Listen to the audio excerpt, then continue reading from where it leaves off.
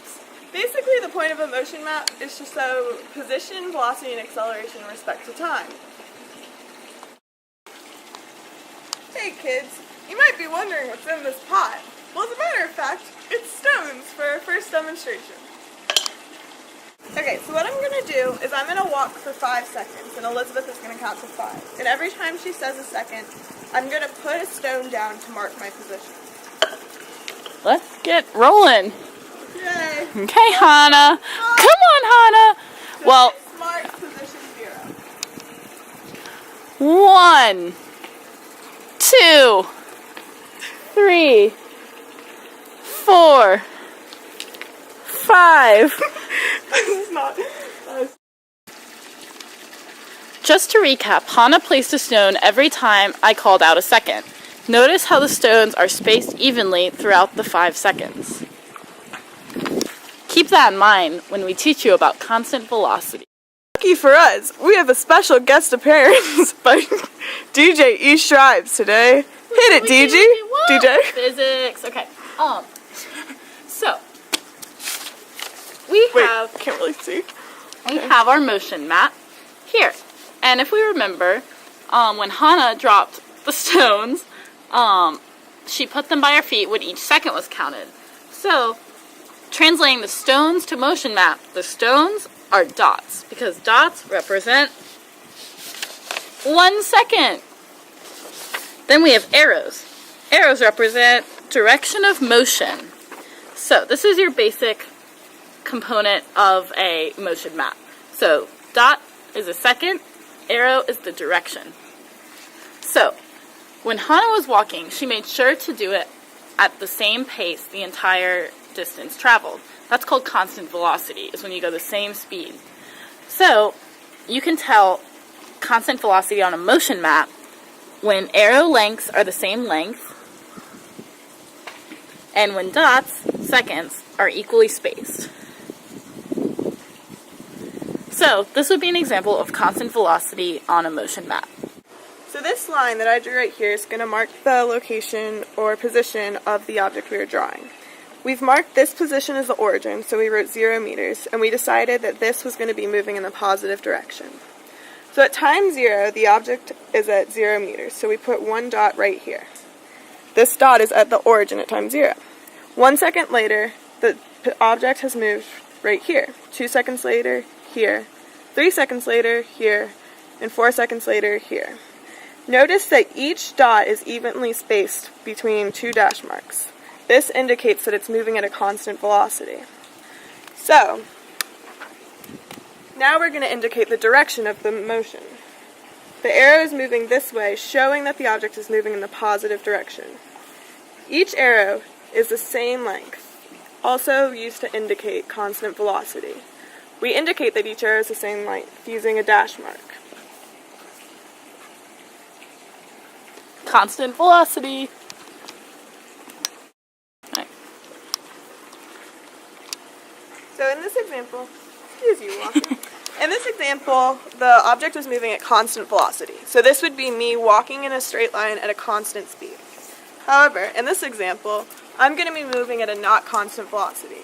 So imagine that I'm picking up speed, starting in a walk and slowly starting to jog as I move. Well, at this example, I'll begin again at the origin. So this is the object at time 0 at the origin. So now I start walking, and I'm walking, but I begin to get faster. And so the distance between each second is longer because I'm getting faster. So we represent this with 1 arrow, but as I begin to get faster, the arrows get longer, representing that I'm picking up speed.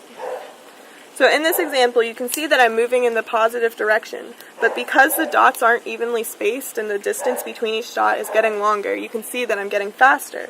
And this is represented by different lengths of arrows or vectors that don't have dashes through them because they aren't equal length. Non-constant velocity. Bum bum bum.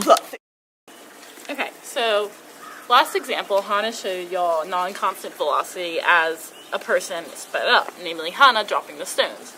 So, reading this motion map, we see that the arrows are increasing in length and the dots are increasing in distance apart from each other. that means you're speeding up. So now we can do one where she's slowing down. So let's imagine that Hannah started out same position line as the other one. But say she started out running. So at t equals 0, she takes off and she just goes with it. Yeah. Okay. So Hannah takes off running. So her arrow length is long and the distance apart from the dots is far apart. But then she slows down because she's getting tired. So she doesn't go as far.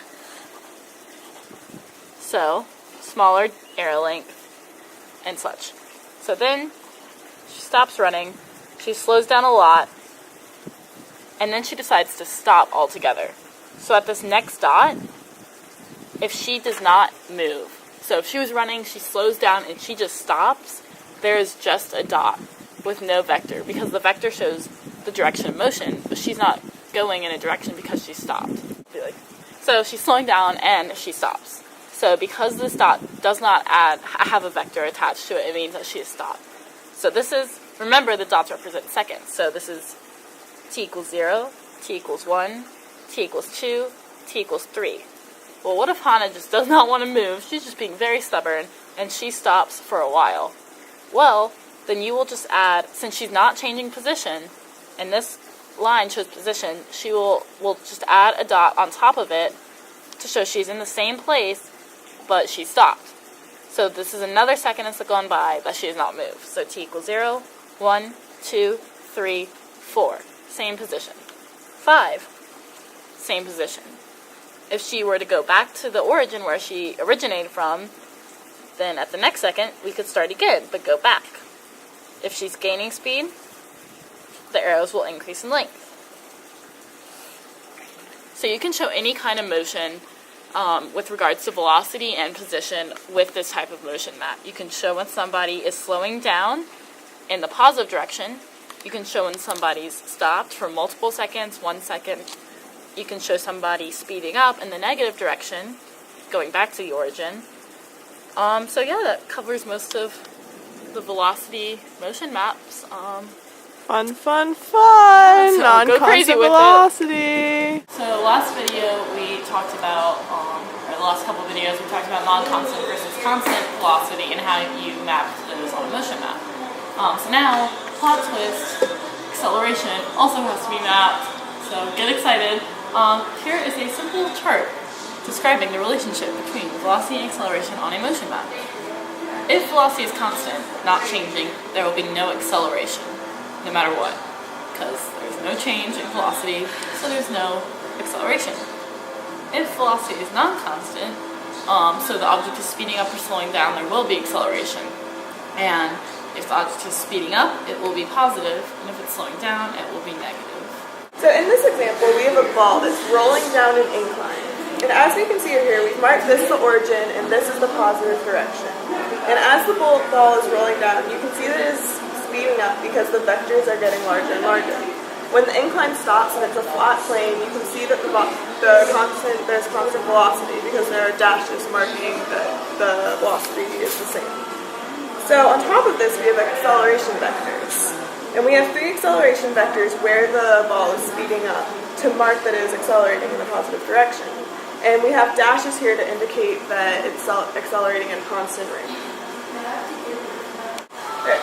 Now in this example, we have a ball that's rolling at a constant velocity, and then it meets a hill. And so as it goes up the hill, it starts to slow down, and the speed decreases. So we can see this because right here there's a constant velocity marked by the dashes and the vectors. However, here you can see that the vectors are getting smaller and smaller, indicating that the ball's velocity is decreasing.